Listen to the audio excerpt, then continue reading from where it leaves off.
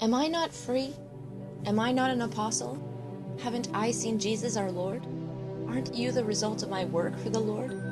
Others may not think of me as an apostle, but I am certainly one to you. You are the proof that I am the Lord's apostle.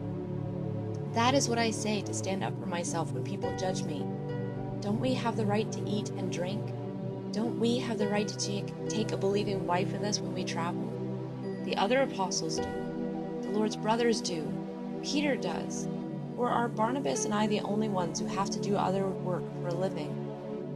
Are we the only ones who can't just do the work of apostles all the time?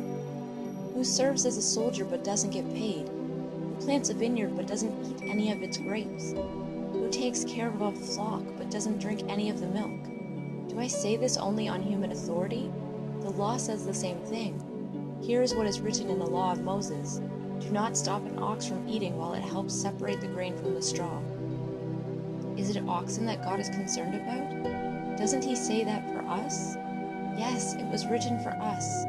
Whoever plows and separates the grain hopes to share the harvest, and it is right for them to hope for this.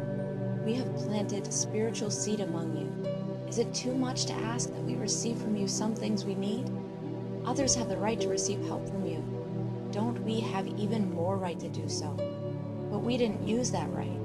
No, we have put up with everything. We didn't want to keep the good news of Christ from spreading. People who serve in the temple get their food from the temple. Don't you know this? People who serve at the altar eat from what is offered on the altar. Don't you know this? So those who preach the good news should also receive their living from their work. That is what the Lord has commanded. But I haven't used any of those rights, and I'm not writing because I hope you will do things like that for me. I would rather die than allow anyone to take away my pride in my work. But when I preach the good news, I can't brag. I have to preach it. How terrible it would be for me if I do not preach the good news. If I preach because I want to, I get a reward.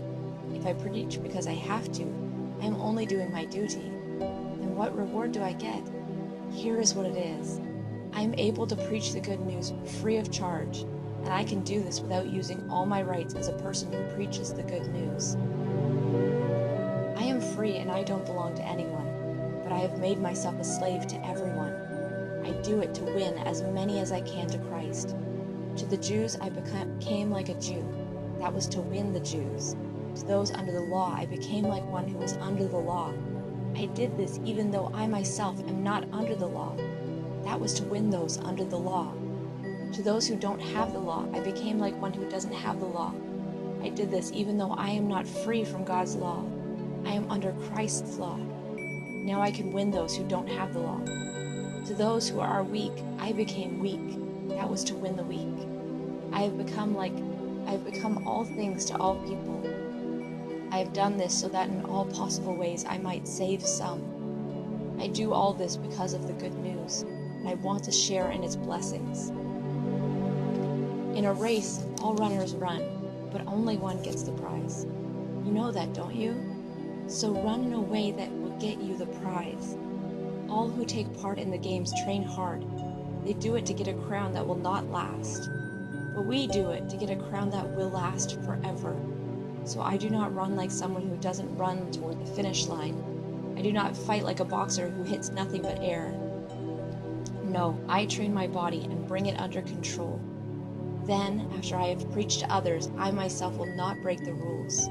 If I did break them, I would fail to win the prize.